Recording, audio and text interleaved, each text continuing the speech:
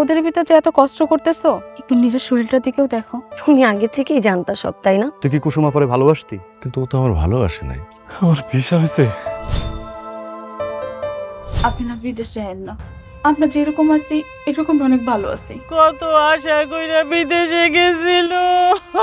এরে চান্দ কে? এটাই আমার শেষ সম্বল, এটাই তোমার হাতে তুলে দিলাম। আপনারা আপনাদের মতো করে সিদ্ধান্ত নিয়ে নিলেন।